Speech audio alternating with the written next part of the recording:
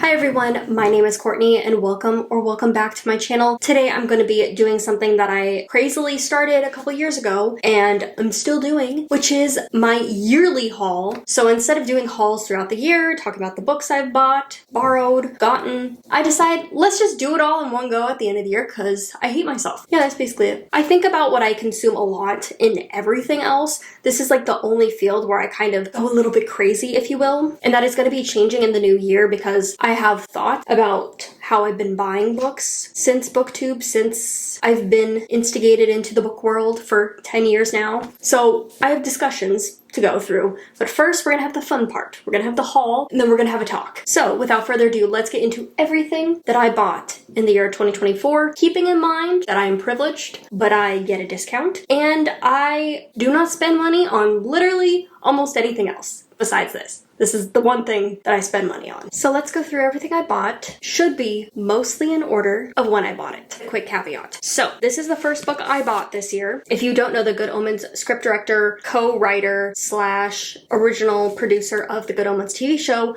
Neil Gaiman, has been accused of sexual assault as of, I feel like it's been going on for a while, but it broke into the greater news circle around July 4th, I believe. Obviously, Good Omens is one of my favorite TV shows, and it's definitely been tainted by the fact that Neil Gaiman has done all these things. And so I have been actively not discussing Good Omens because of that, because I just don't want to promote his work. It was the first thing I bought. It was 6 months before this had broken out. But yeah, just staying that out there. If I haven't been talking about it, that's why. I just don't like promoting those kind of people on my platform for obvious reasons. But later down the road, before, again, that news broke out, I did also buy this. But like, I'm not promoting Neil Gaiman's work. I am not buying anything Neil Gaiman related or Good Omens related after this. Yes, they've been purchased, but you know, there's a caveat for that. And if I finish this one, when I finish this one, I won't be discussing it any further. This is editing Courtney. So I just want to make it very clear because I don't feel like I sounded the best in this. I feel like I sounded very blasé, especially in light of the new Vulture article that literally just got posted before I was editing this. But I want to make it very clear that in the Good Omens community, we have known about this for like 6 or 7 months. So we've all been internally processing this for a really long time. But I just want to make it very clear that I am not promoting his work on my channel anymore. I am not actively engaging with anything. I am not purchasing or buying anything Neil Gaiman related anymore, but I did want to bring it up in this video. You know, I've talked about Good Omens enough that I feel like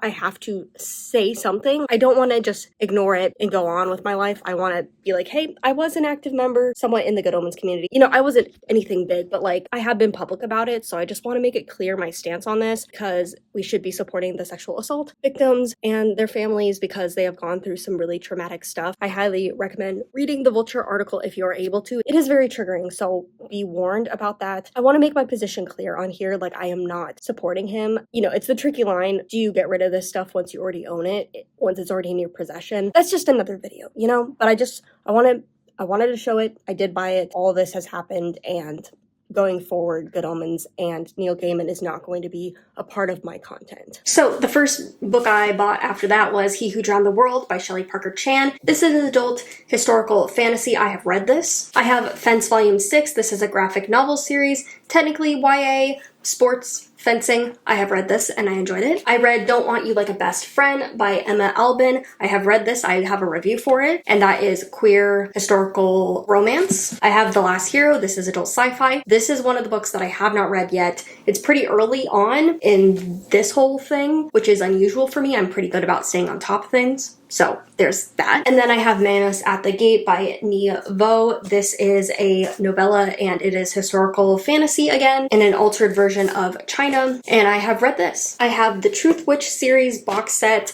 I bought this when I read this one, really enjoyed it. Unfortunately, it went really quickly downhill for me, so I've read all 3 of these, but this is YA fantasy. I have All Systems Red by Martha Wells. This is the first book in the Murderbot Diary series, novella, sci-fi fantasy, adult. I have read this one. I have Tempest of Tea. This is YA historical fantasy with vampires, and this is by Hasfa Faisal. I have read that one. I have Angela Davis's Freedom is a Constant Struggle, and I have read this. I have A Fragile Enchantment by Alison Schaff. not. I read this, but I did not discuss it because it was during the boycott of Wednesday books. Honestly, really weird, but this one doesn't even say Wednesday books on the side of it. Suspicious. And so yeah, I never talked about it because of that. I try not to buy from Wednesday books pretty much ever now because of their bad treatment, but also I haven't really loved their books, so you know, there's that too. I have That Time I Got Drunk and Saved a Demon by Kimberly Lemming. This is adult romance fantasy, cozy fantasy. I have Last Night at the Telegraph Club. This is historical young adult. I have The Marble Queen. This is by Anna Kopp and Gabrielle Kari, and this is YA sapphic graphic novel fantasy. I have The Witch Hat Kitchen Volume 2, as well as Apothecary's Diaries number 11. These are fantasy adult, well, this one's fantasy, this one is historical, but they are both adult CN graphic novels, comics, manga, whatever. And then I have Artificial Condition, again by Martha Wells, second book in Murder Bod. Another Witch Hat Kitchen, Volume 3. I have Dear Wendy and Zhao. This is YA contemporary. I have The Hidden Witch. This is by Molly Knox Ostag, and this is fantasy middle grade. I got Entangled Enchantment. This is nonfiction about mushrooms. Dowry of Blood by S.T. Gibson. This is historical fiction with a fantasy vampiric twist. March Comes in Like a Lion Volume 2. I figured out why this company takes so freaking long to release these and why their release schedule is so effed up. This is basically published in English by Denpa Comics, which is a very, very small publishing house, so they have a lot of problems, apparently. I've been looking on Reddit. Apparently they have a lot of problems with publication, but it's so hard because the stuff they pick up, at least March Comes in Like the Lion, is just so underrated and so good, and they have printed this so beautifully, and they include like beautiful end pages and like full colored spreads. So like, it's hard to be mad at them when they're doing such a good job. Fiona the Dawn, Volume 41. Oh, and again, so far I don't think we've run into any books I haven't read.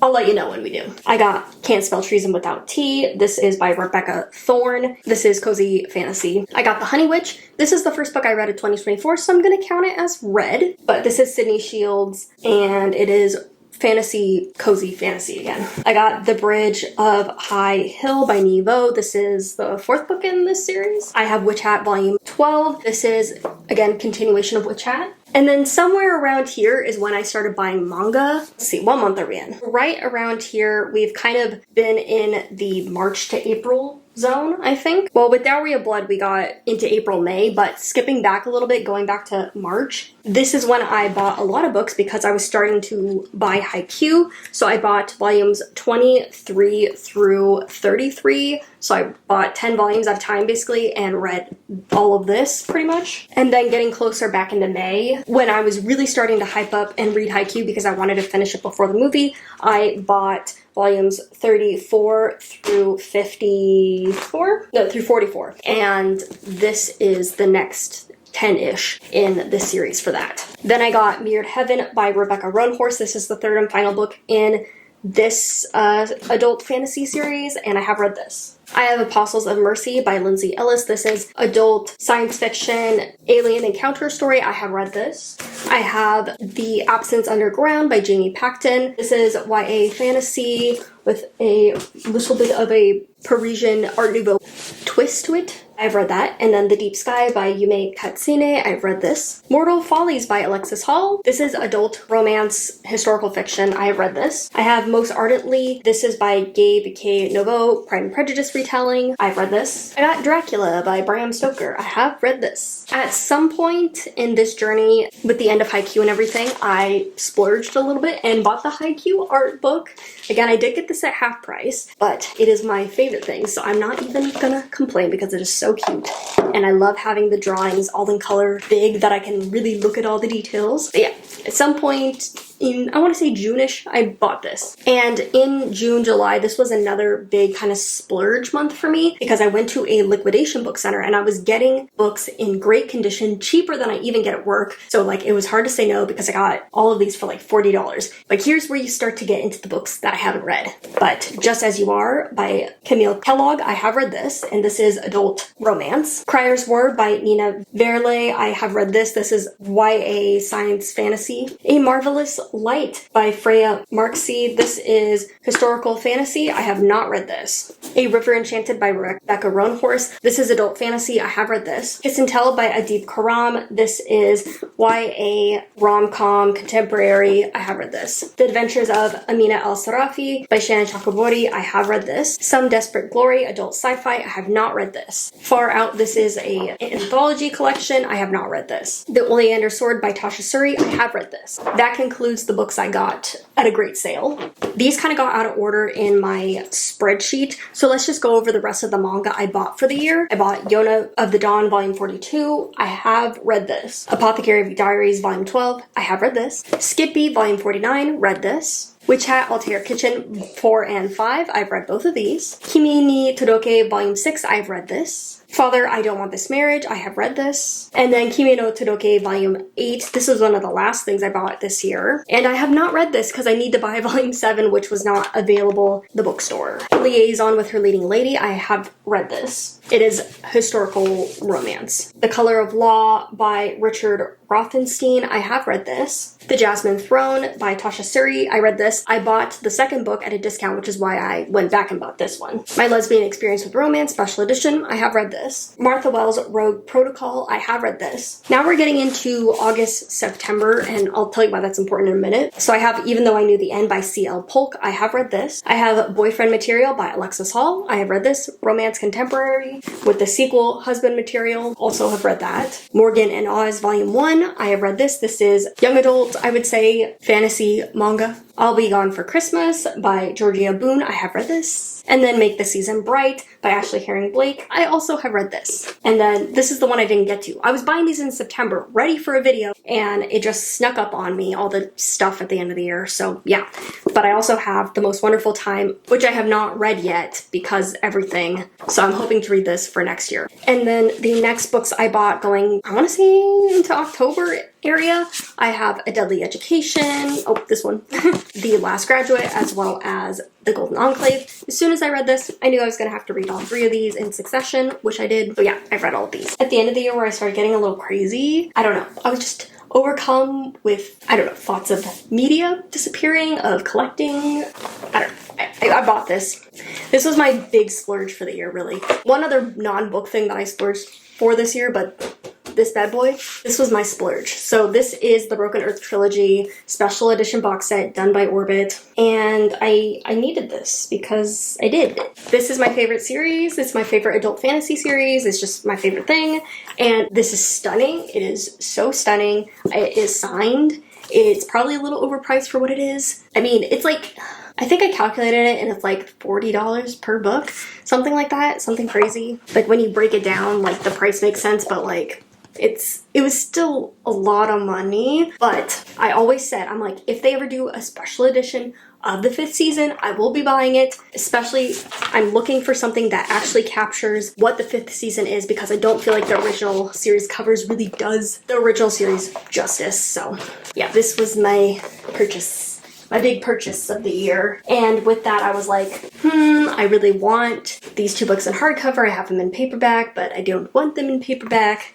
And I was feeling, you know, the adrenaline of buying that. So I bought these in hardcover. This is Gideon the Ninth and Harrow the Ninth, which I have already read. Again, I have them in paperback, but I wanted them all to be in hardcover because they're 2 of my favorite things. And I know I'm going to reread these a lot. And I personally prefer to read in hardcover. And then at the end of the year, I haven't read any of these yet. So I got Angela Davis' Woman, Race and Class. You can assume why I bought that one, as well as On Tyranny by Timothy Snyder. I read half of this and I've just been very slumpy, so I haven't finished it. And then I got The Duke's Sister and I. This is a Harlequin. Harlequins only last for the month, at least in store. And now when I'm seeing sapphic ones, I can't help but buy them now. I have a problem. And then I bought The Midwinter Witch by Molly Ostertag. This was going to be for a video that I didn't get to, but it will be a video next year. And then the last books that I bought for the year were Adrift and Currents Clean and Clear by Sean McGuire. Oh my god, that is a mouthful of a title. This is Heart of Doorway series. I always pick them up at the beginning of the year, as well as I picked up Exit Strategy. They're releasing these now as volume bind-ups. I'm so mad because I already had started collecting the hardcovers of these. Now I'm like, okay, now I just have to buy all the hardcovers before they go out of print. But so those are all the books that I bought, but those are not all the books that I got. So I have some books left over. These were all either ARCs or gifts. So this is volume 1 of Mushishi. This is my White Whale of manga series. Basically trying to find this in the US with English print is ridiculous. You cannot do it. It will be completely expensive. Basically, it went out of print and it's just ridiculous to get. But my parents were in France for something last year and my mom asked me what I wanted. I said, if you happen to pass a manga store, would you mind getting me the first volume of this? Because I know it is, I'm never going to get it in English. I'd be happy with it in Japanese or, you know, in French or a different language, but this is what I want. So this is the gift I got. And so this is more of a collection piece for me. I'm never going to be reading it in French, obviously. I took French in high school, but I cannot read French that well. But I've always wanted the first volume at least for my collection, just to like look back on it and remember this series because it is one of my favorite series. I was obsessed with this when I read it, when I watched it. And so yeah, this is a little collection for me. And then I have my ARCs. I have The River Has Roots by Amal El-Mohtar. This is the same person that wrote half of This Is How You Lose the Time War. And this was an ARC I got at work, so I'm planning on reading it. Yay, but I haven't read it. But I did read The Nightmare Before Christmas, which I hated. But yeah, I read it. The last books that I got this year were my Christmas present. These were from my parents, and I got the Witches books in the Terry Pratchett special edition covers from the Terry Pratchett website. I'm so excited to read these. I read Guards, which is the first book in the Watchmen series, but these are also a part of the Discworld. These are the ones I'm even more excited for because this is about witches, women being badasses. I'm very excited. But we have Weird Sisters, which is the one you're supposed to read first. I think then it's Witches Abroad, and then I think you read Lords and Ladies, Masquerade, then Equal Rights, somewhere in there. I'll look it up when I actually read it. And then Carpe Jugulum. So yes, I'm very excited to be reading all of those, and I love the art style, love the covers. Terry Pratchett in the US was done dirty, so I specifically wanted these covers. So, but those were all the books that I got in this year. About the same as last year, about the same pricing as last year. I think the cheaper manga, like, kind of evened out some of the more expensive purchases I had. But you can see from the last time I was standing in front of you, piles are a little bit different. So let's go over this. Like I said, I always try and be a conscious consumer, to be receptive of when I'm being influenced to buy things, and I feel like I'm pretty good with that, except when it comes to books. But this is like not a new thing. It's not a TikTok or a YouTube thing. I've always been someone that has collected books, who has wanted to collect books, who has always wanted to have the books I owned. And it's only a couple times that I've even donated or sold books or gotten rid of books in any way. I wouldn't say I'm ever going to be a minimalist book person. It's like, it's always going to be bad in quotations. Like, this is always going to be the thing I collect. But I've always had like certain hangups because, especially when it comes to like books that I haven't enjoyed, I'm like, oh, I worked so hard to finish that. I'm a completionist. Oh, you know, I want to talk about this book. I want to talk about why I didn't like it. I want to be able to bring it up on my channel, kind of a thing. So I've kept books around that I haven't enjoyed. I've sold a lot in the past couple years, but I've also kept some since then. And I talked about this last year, but I'm like at the point where I'm like, I'm just struggling. You know, I'm assuming depression, and it's like, I just feel numb to everything. I kind of, if I get rid of this book, why wouldn't I get rid of this one and this one and this one if I'm just feeling about everything? And I don't feel like I would be happy if I gave away things at the end of the day. I would like have regrets if I did that. But it's also like, I am being influenced not by things on TikTok, but by the more conscious consumeristic side, the de-influencing community. That has really impacted me over the last couple of months, where I'm like, I want to be more conscious with the things that I buy. And so these piles represent the things that, not the things that I would get rid of, not necessarily. Now that I own them, I don't know if I'll necessarily want to donate these or sell these or whatever it may be. But there are definitely things on here that if I look at them, I look and say, would I buy that again? And the answer might be no. So let's take a look at that. So this end pile, these are all the books that I bought that I have not read. This is a lot more than normal, one, because of that splurge, and also because of the splurge I always take at the end of the year, but also Christmas gift stuff that kind of made that a little bit bigger than it normally would be. I was doing really well. I only had 10 books to read from my physical TBR, and then Christmas happened. And then these couple piles represent my purchasing regrets, I guess. These two piles right here, manga, and then the giant pile of books. I'm proud to say this is stuff that I have purchased that I do not have regrets purchasing that I would repurchase again. I'm really happy because I really thought it was going to be a lot less. I really thought it was going to be half and half, but it really isn't. Most of the books that I bought this year, I would rebuy. I would want them in my collection. This right here is the pile of, I don't know if I would buy this again. This was a book that I kind of struggled through, and I'm more keeping it because I want to have like the proof that I read this kind of a thing. There is like a status symbol to books in a way, especially like harder to read books. This one was fun. It was cute. I really like Adib Khorram, but I'm like torn. Like, do I need this? I don't know. And that's where I get into the dilemma, because like if I don't need this one, which other one do I not need on here, even though I really enjoyed it at the time that I read it? This is where I start to have problems. And again, the same with this one. I enjoyed it. I like it, but I could have read it digitally, I guess. I don't know if I need it in my collection, especially because I don't see myself continuing with the rest of her work. This is where I start to have issues.